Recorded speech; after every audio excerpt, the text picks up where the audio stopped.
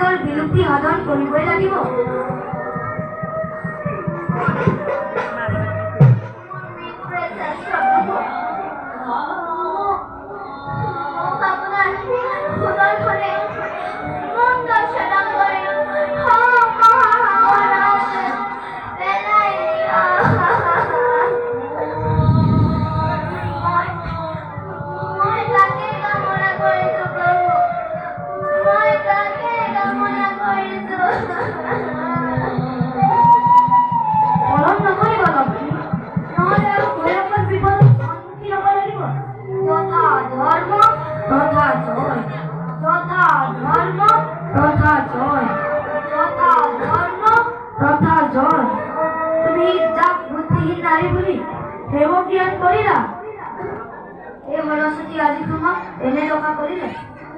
তিনি কল্প ধৰি তুমি সাগৰত অদৃশ্য হৈ থাকিব লাগিব।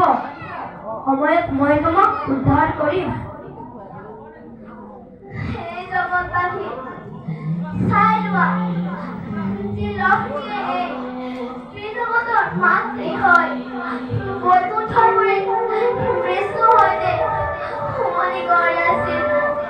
সেই লক্ষ্মীয়ে আজি সামান্য ভুলৰ বাবে বক্ষচ্যুত ধূমকেতুৰ দৰে বৈকুণ্ঠৰ পৰা খহি পৰি সাগৰত ডুব যাব লগা হ'ল। দেৱলক্ষ্মী, দেৱলক্ষ্মী, নাই দেৱী তুমি যিদৰে তোমাৰ কুমন্ত্ৰণা প্ৰয়োগ কৰি বৈকুণ্ঠৰ পৰি অনাদৰ পাত্ৰী কৰি বৈকুণ্ঠৰ ঠাই মোৰ বাবে চিৰদিনৰ বাবে ৰুদ্ধ কৰি দিলা। তোমাকো দিছো মই মহা অভিশাপ। দেৱী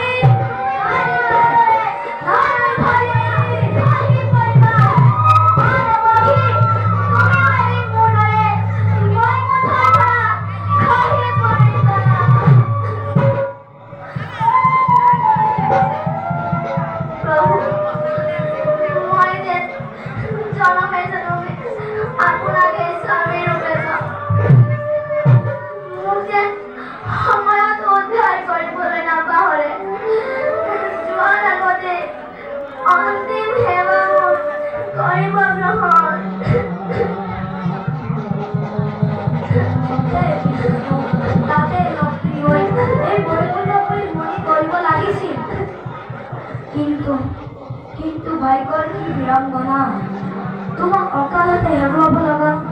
মই যি মৰ্মন্তিক বেজা পাইছো। মোৰ হৃদয় ভাঙি চুৰমাৰ হৈ গ'ল। মোৰ হৃদয় ভাঙি চুৰমাৰ হৈ গ'ল। লক্ষীহীন বৈকুণ্ঠ পৰি কিছুদিন খালী হৈ ৰ'ব। প্ৰভু, যোৱাৰ আগতে এষাৰ কথা কৈ যাওঁ। হৰদত্ত অমৰ নহয়, সি তাৰ একেই আকৃতিৰ প্ৰাণীৰ হাততে প্ৰভু, মই চাৰিওফালে অন্ধকাৰ দেখিছো প্ৰভু। মই যে ইয়াত শূন্য হৈ পৰিছো প্ৰভু।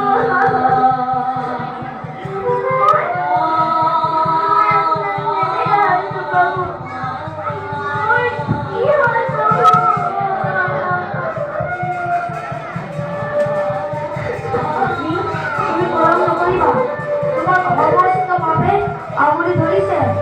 তুমি সাগৰৰ ফালে মুখ কৰা আৰু দৌৰ মাৰা, পিছলৈ ঘূৰি নাচাবা।